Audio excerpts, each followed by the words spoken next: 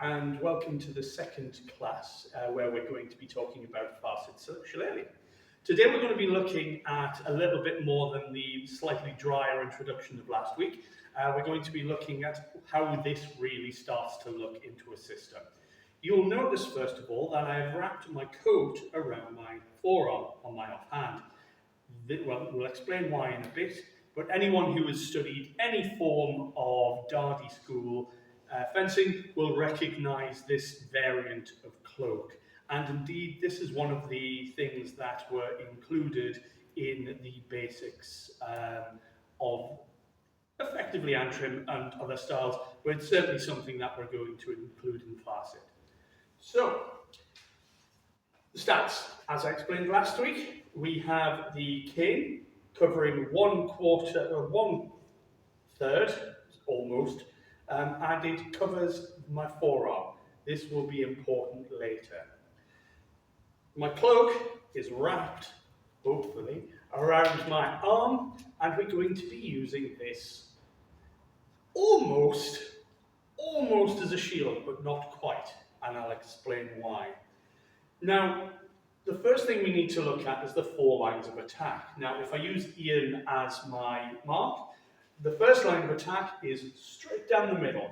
Now, if I were using something like Vignay Cane, which is all this range, I'd be way out here, but I'm not. I've taken 1/3 of the range of my Shillelagh away, and I'm going to hold it here. I'm not going to hold it right against my forearm, and the reason for that is there's going to be knobbly bits, thorns, and rather nasty bits up and down the length of my blackthorn. If someone to just punch me, that's going to hurt. So you keep it ever so slightly extended forward. Same way you would with most Shillelagh. And you'll take on this sort of boxer's stance. Now, the first line is straight down the middle. Very standard attack. Every system has this, and most of them are very dismissive of it. It's called the peasant's cut in Italian side sword. It is not perhaps regarded as a smart move because everything is all of a sudden up here. However, in Shillelagh, that's not so much of an issue. But it's not just this way because it's a line. It is one of the 4 lines, so I can go down, but there's nothing to stop me coming up. And I can hit low, or I can hit into the chin. Either way, they're going to be banned for the day, for your target's day. Next, I move slightly across, and I can come through that line, and again, I can come back up that line. You'll notice I am not flicking with the back of the cane. Even though this isn't a sword, I'm not flicking with the back of the cane. I can come down, and I coil my wrist.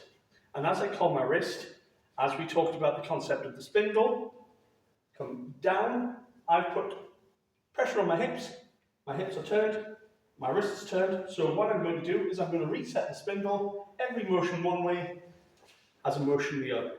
So if I'm attacking down one line and coiling, my next obvious attack is straight back up the same line.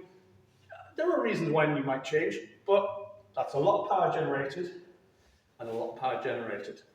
Next line, the lateral line. So I can come across the chest one way, and I can come across the chest the other way.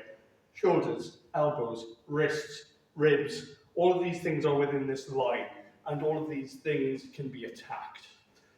Finally, the last line is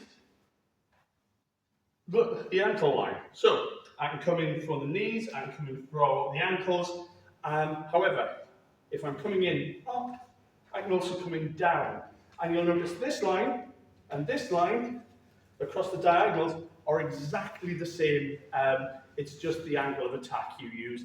It's just the opportunity that presents itself.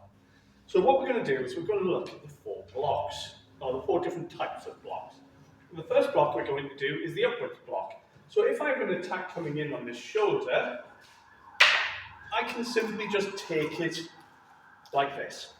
It is a very simple block. I just put a piece of wood in the way to stop myself getting hit. If it comes in on the other side, exactly the same. I just put a piece of wood there.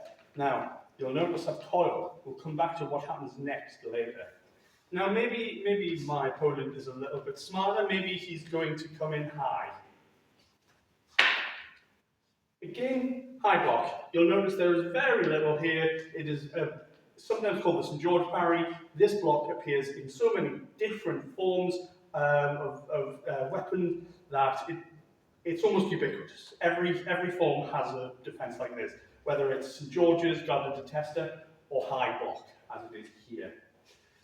Equally, if it's coming in low, I can't really just turn my body, so I need to do something about that. All I do is I coil my wrist, and again, you will notice my arm goes into tension. And again, we'll come back to that in a second. And exactly the same on the other side as it comes in. Rather than just coil down, I'm going to coil down and move to put that in the way. Again, under a lot of tension, and let's see what happens when we start to do something with that. So, all I need to do is I can uncoil. I can uncoil straight up, or I can uncoil across.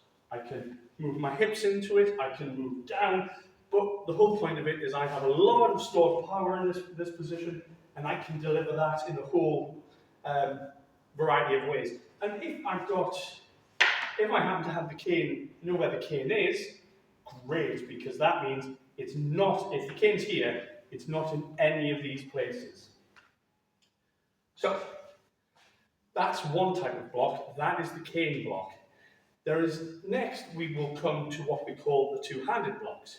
Now, if it comes in for the head, I can put both hands behind it. If this is a particularly powerful blow that I want to stop, I'm going to put both hands into this and I'm going to stop that. There's very little in the way of coiling here, so what I might have to do is coil myself. I can do that by turning, my hips are under pressure, come in with something nasty. Again, if it comes in with comes in high, I can turn it the other way, hips under pressure, come in with something nasty. The next block is what we call the low block, or the short block, because we're going to be using this bit. Now, this bit is effectively, you don't want to use it, it's a risk, it's a gamble. But if an attack's coming in, I can take it on the lower part. Now, I want to be careful here, because I don't want to thrust my hand into this, my forearm into the pre-mentioned blackthorns, because I'm going to hurt my arm. So what I'm going to do is I'm going to hold it at this angle. You'll notice it's quite relaxed. However, I have control of the cane here. I can attack, or I can do other nasty things. Other nasty things we'll come on to a little bit later. And it doesn't matter if it comes in for this side or if it comes in for this side, I can still catch, pop. And yeah, okay, if I were to move this, I might get hit, or I can just, once the heat's out of it, I can put my shoulder in the way. Bang. And this is all coiled, I just uncoil. Coil, uncoil. There's very much a sequence to this. Now, the last block we're going to look at is called the sacrifice block. And it's the reason I've got this on. And the reason it's called a sacrifice block is it's not very smart. But if for some reason my cane is out here and there's an attack coming in for my head, I can try and get my arm in the way somehow. And this is going to take some of the sting out of it. Not all of it. If that's coming in with particular welly, it's really not going to stop that much. But what it is going to do is all the nasty little blackthorns on here are going to be absorbed. So it's going to take some of the stick. So if Ian were to pull, he's insulted my tailor, but my arm is intact. But there is something that can happen. So if it comes in here, I can take, however, what I can also do is I can fend off, and I'm not worried about these blackthorns, and all of a sudden I have this, and I can come in for something with these sort of attacks. Now, this is just the very first and the very early basics of attacking through Fearshid. We're going to build on it over the next few weeks, and I appreciate this has been a bit of a whistle-stop tour, but we'll go into it in more depth, and we'll show you how to have a little more fun next week. Thank you very much.